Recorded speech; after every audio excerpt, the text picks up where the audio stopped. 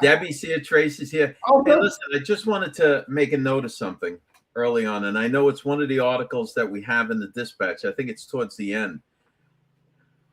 But overnight last night, there was a horrible accident at LaGuardia Airport where an Air Canada plane ran into a fire truck, an emergency fire truck that was heading to a separate incident on the runway, and the two pilots were killed. A horrible, horrible accident. The point I want to get to is the front end of this plane was destroyed, right? I mean, just destroyed from hitting a fire truck. Okay. Yeah. You know where I'm going with this, right? No.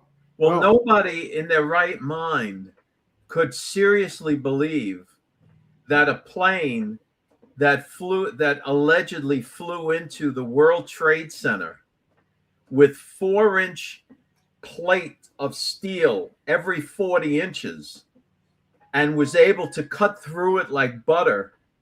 Meanwhile, a plane coming down the runway hits a fire truck and is demolished. The front end is just demolished. How in the world did it do that in the trade? I mean, it defies belief. The official story just defies belief. I mean, that's my own personal opinion. Everybody has their own thing out there, but that's my personal opinion. Well, no, listen, if you want to go there, we could probably get a ton more views to it. Well, I'm just saying. Now, I know people that were on the ground down by Wall Street when this happened. And the people I know didn't see a plane. Do you know where we're going with this right now with like on our platforms like YouTube, Facebook? Is it safe? Is it safe now to talk about 9/11?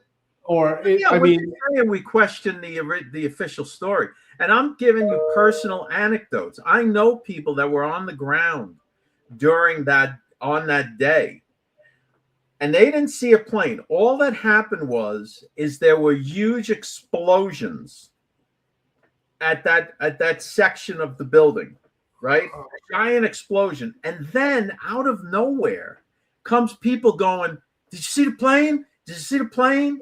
You see the plane?" And everyone's like, and the people that I personally know were like, "I didn't see a plane. All right, I guess maybe there a plane, I guess." And that's how it spread. And even on that day, the people calling in were like all like news producers, and they all work for news stations.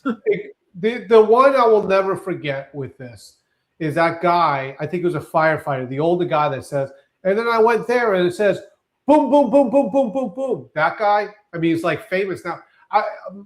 You know what? Maybe it's time for that discussion again with this. Because I'm telling you, like, okay, my relationship with Dave Blaze, like, we didn't start this like, oh, what do you think of 9/11? I had no idea what his opinion or maybe his thought on 9/11, but there is a good point of view. Okay, all right. So, when I first heard the story, I always watch Mornings with Maria on Fox Business, right? And I'm watching that, and she's relaying the story about the crash, and I'm thinking, and she says the two pilots were killed. I thought, like, because they hit the brakes too hard, or when they hit the fire truck, they flew through the windshield, whatever.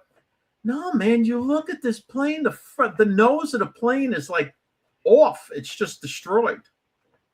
And then I'm thinking to myself, and it cut through the World Trade Center?